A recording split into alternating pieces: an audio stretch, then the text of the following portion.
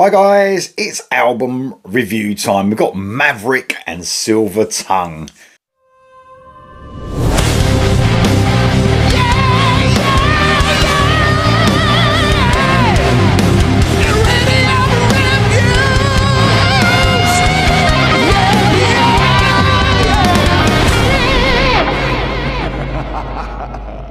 This is the fifth album from this Belfast-based rock band. 12 tracks in total with the CD version. The last album this band brought out was Ethereality in 2021. So this is the first album actually recorded with a complete lineup after they reformed with the 2014 Quid Pro Quo lineup. It sees Mike Ross on drums return, and this band have grown quite popular since their debut album for sure. So their fan base has grown. They played alongside great acts like the Poodles, Heat, Crash Diet, Whitesnake, Tezza and Def Leppard, many festivals. So 2021's Ethereality, obviously like many bands around that time, they couldn't tour the album, obviously due to the pandemic, and it sort of brought the music world to a stop, as you know. I mean, the only good thing that came out of that, there was only one good thing, is with my time I decided to start this channel, and and great things have happened for me with this channel. But for many bands it was a really difficult time. So 2021's Ethereality was a great album, but like I said, so many bands couldn't promote the album, couldn't tour, and it brought them to a bit of a standstill. So here we are now with Silver Tongue upon us. It's coming out in July. And how does this album compare to Ethereality? Well, it carries on where Ethereality left off for sure, but there are noticeable changes, mainly in production and mix of the album. It's very punchy. Ethereality had this, it sort of suffered a little bit with production, even compared to their albums before. I think the mix on the album wasn't great. It wasn't awful either. It was a good album. Didn't make it unlistenable or anything. It was a good album, but it didn't have the punch of their previous albums, and this one definitely has that. It's very bright, and importantly showcases the band's songwriting and melodic side. They're a very melodic rock band, so you need that punchy production, and that's got this. I'm sure you Maverick fans who've been following the singles leading up to this album would notice the change in production. It's a great sounding album. And what do they give us on this album? Well, the usual Maverick traits, massive anthemic choruses, tight rhythms, and technically proficient. These guys are such a tight band, but technically brilliant as well. Some of the solos are just off the charts. Great band. So let me run you through the guys in the band. You've got David Balfour on the vocals.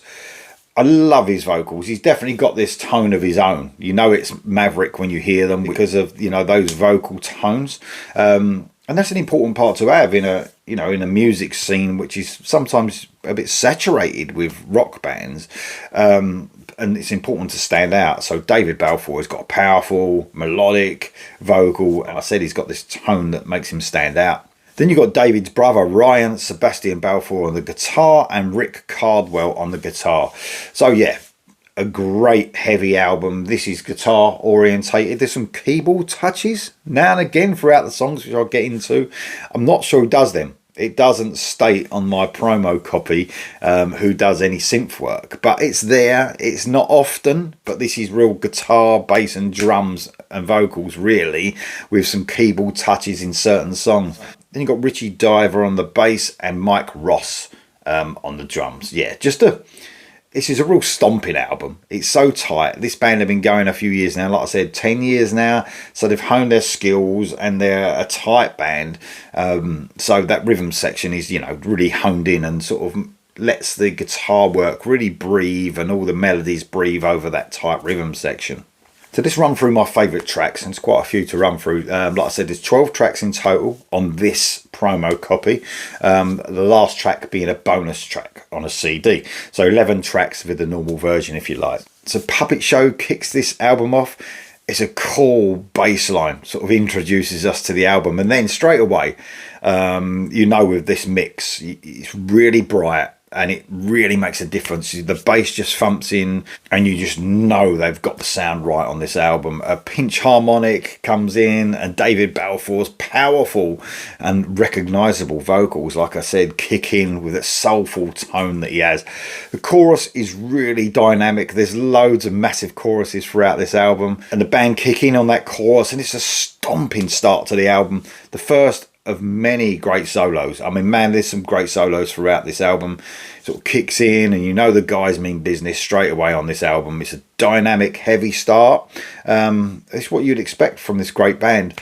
And then we go on to Sweet Surrender. This was a single, a great groove-laden track that has all those traits of Maverick, a chorus that sort of creeps up on you but then it doesn't let go. I love the intricate guitar work throughout this song. There's a cool sort of simple guitar riff that comes in and out of the song that almost is like the signature of the song. A stomping single that surely will become a staple of their live set.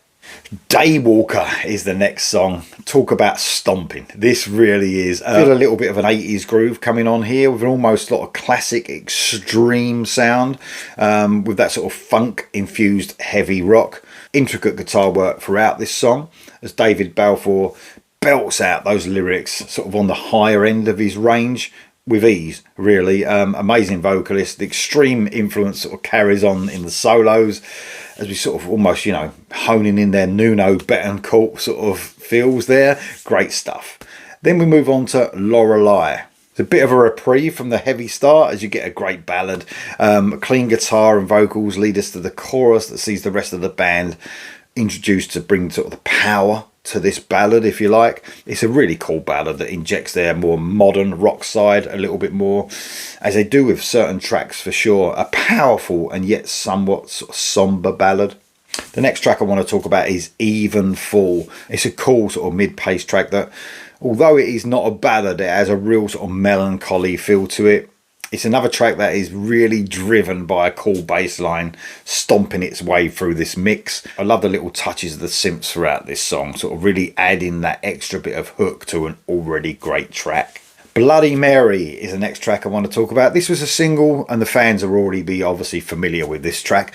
Really crunchy guitar rhythms set the stage. It's a great stomping track throughout the verses, sort of leading to a chorus that opens up really nicely. Simplicity being a key element to this track.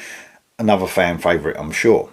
Time is the next track I want to talk about. This is the latest single, probably one of my favourite tracks on the album actually. It's quite a dark track, sort of have this atmospheric vibe running through it. An excellent soaring chorus and an outstanding performance by David Balfour on vocals. It's a song that really showcases like the different feels and emotion this band can give you.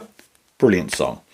Hideaway is the next track I want to talk about, and it's a band that, although they are really relevant and modern sounding at times, they are also not ashamed to sort of put some 80s injection into their songs. It of course has those Maverick elements throughout, but you know, there's some little sort of 80s synth vibe touches running through it. A totally addictive chorus, man, that by the end of the song just have you humming along. It's great.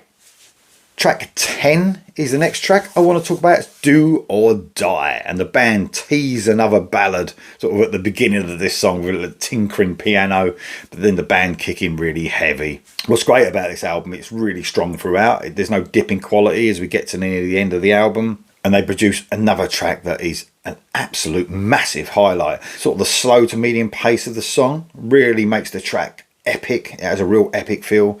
At this moment in time, actually, it's probably my favourite track on the album. Do or Die is brilliant.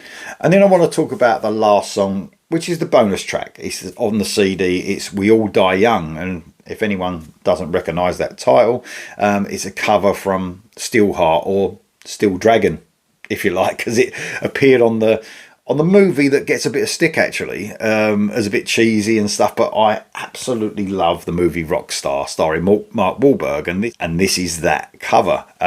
This was released like way back about a year ago, I believe, but I know it's in 2023.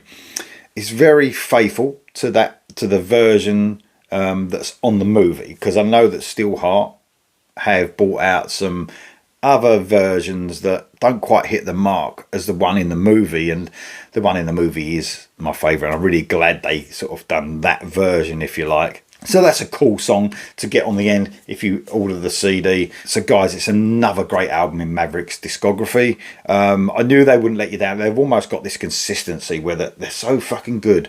Songwriting especially is massive, and they're one of these bands as well, although some songs are very instant, others will grab you at a later stage. I mean, there were some songs on F Reality that become my favourites over time. They weren't at first, then they did. And I think that's what you get here. You get some more instant songs and really hooky choruses. Not so instant, but you can feel the hooks sort of dragging you in as the song goes on. Amazing album, Maverick, Silver Tongue. Guys, this is coming out in July. Totally recommended by me. I'm sure that Maverick fans are going to love it, but hopefully some other people that are not familiar with the band will listen to this review and really get their hooks into Maverick. They're such a great band. Let me know if you're going to get it in the comments below, guys, and I'll see you soon.